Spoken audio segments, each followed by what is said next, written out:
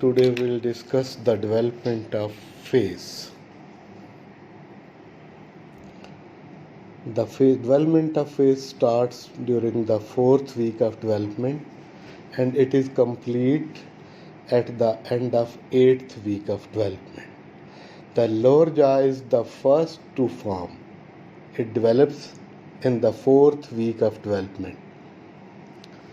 The facial prominences develop during the fetal period. During infancy and childhood, the development of the teeth and paranasal sinuses, the facial skeleton increases the size of the face. Now, in this diagram, you can see the pharyngeal arches. On the top is the frontonasal prominence, then is the first pharyngeal arch, which has got two parts.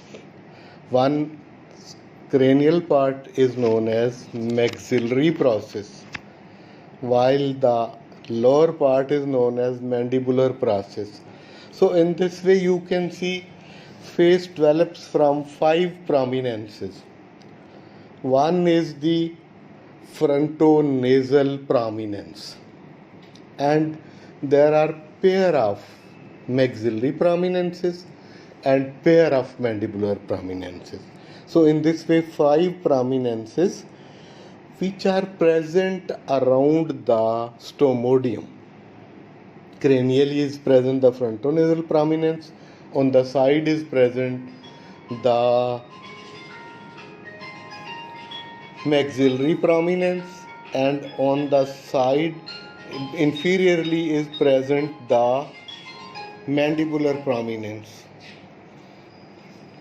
So these, now in this way you can see this is frontonasal prominence on the cranial side, then is this stomodium, and on the side number 2 is indicating maxillary prominence, and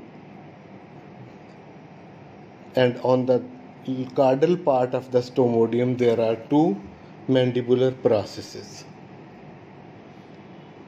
Now in this diagram you can further say the single frontonasal prominence which is present on the ventral side of the forebrain, the yellow colored maxillary prominences which are present on the side of the stomodium, and then bluish, these are blue color, these are the mandibular prominences, and in between this depression is oropharyngeal membrane which separates the oral cavity from the outside. Now these prominences, although they are separate prominences, but internally they are continuous with each other. The mesoderm present in them is continuous internally.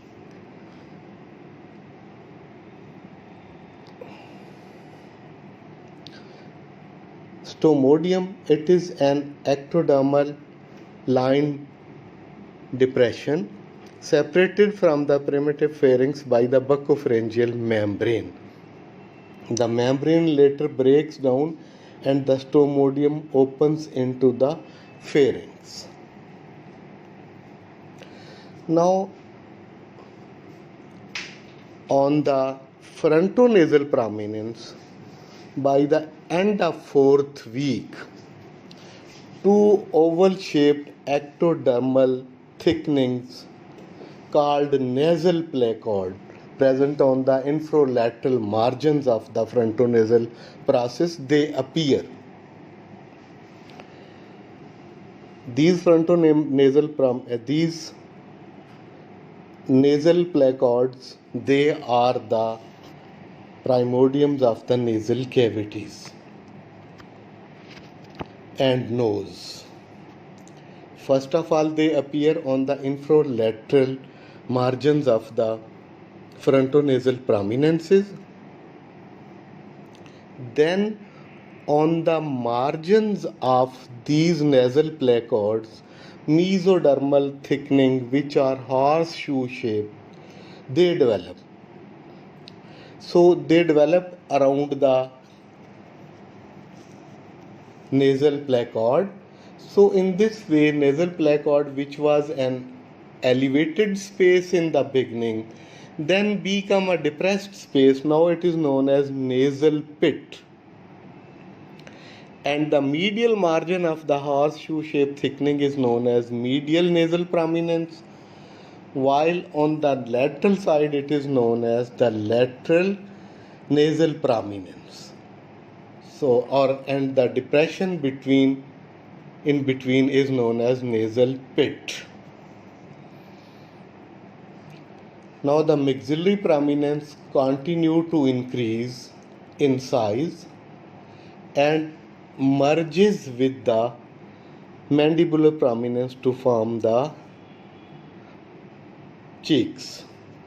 Medially compresses the medial and nasal prominences towards the midline and finally fuses with these to form the upper lip.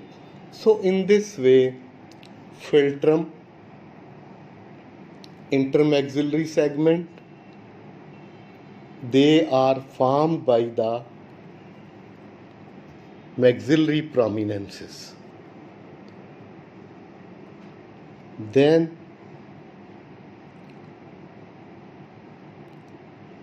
medial nasal swellings enlarge gradually and they grow medially, merges with each other in the midline to form the intermaxillary segment. So this intermaxillary segment, it forms the premaxilla, which is the part of the maxilla, adult maxilla, anterior to the incisive foramen. Then it forms the philtrum of the lip. So this segment, premaxillary segment, it also contains the upper 4 incisor teeth, and this portion which is present between the upper incisor teeth and the incisive fossa, that forms the primary palate. Now you have seen that the upper lip philtrum, it has been formed by the union of the maxillary prominences, while the lower lip is formed by the union of maxillary processes.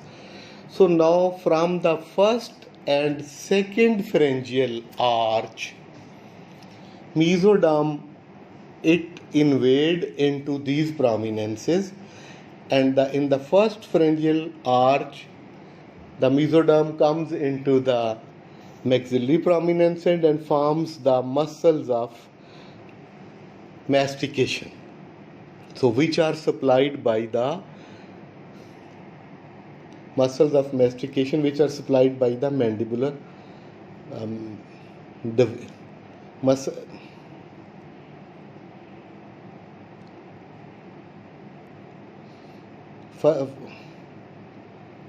Mesenchyme in the maxillary prominences is supplied by the meson, which develop into muscles of facial expression, which is derived from the second pharyngeal arch. While the first pharyngeal arch muscles, they give rise to the muscles of mastication.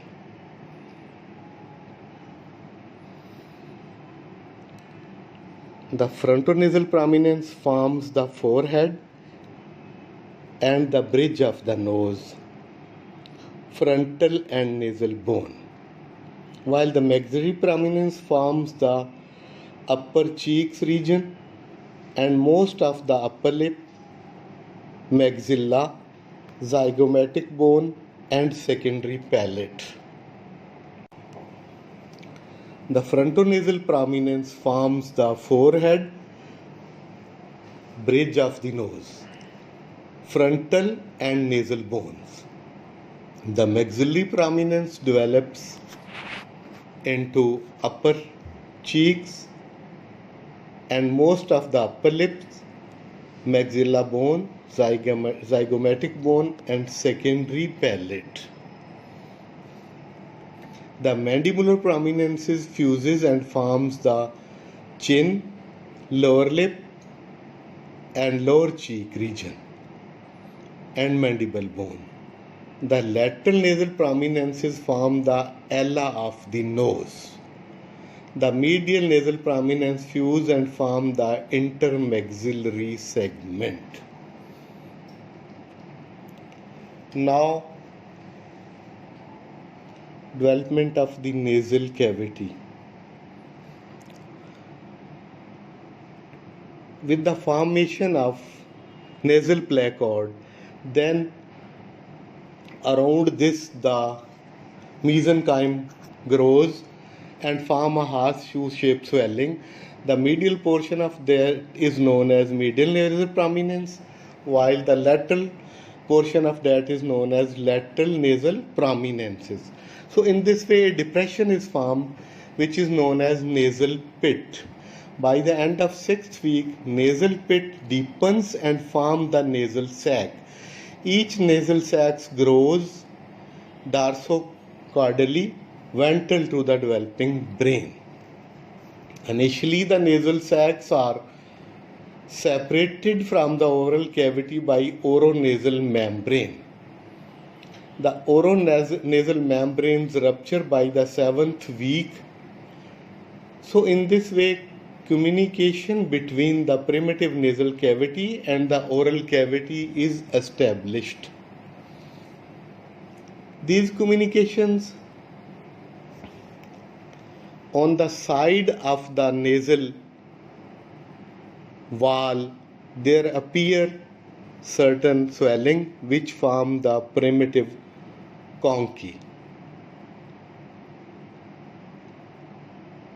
Then the secondary, after the development of the secondary palate, the conchae, they change their position and become located at the junction of the nasal cavity and the pharynx.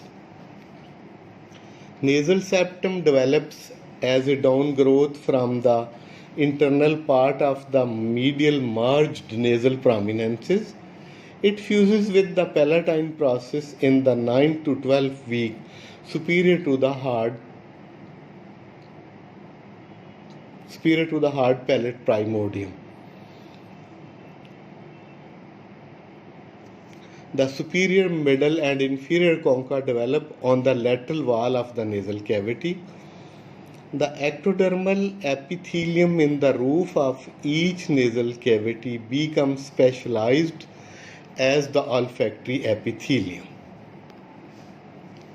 The olfactory cells of the olfactory epithelium give origin to the olfactory nerve fibers that grow into the olfactory bulb. So in this way, olfaction starts from this olfactory epithelium, passes through the nerve, and then goes to the olfactory bulb.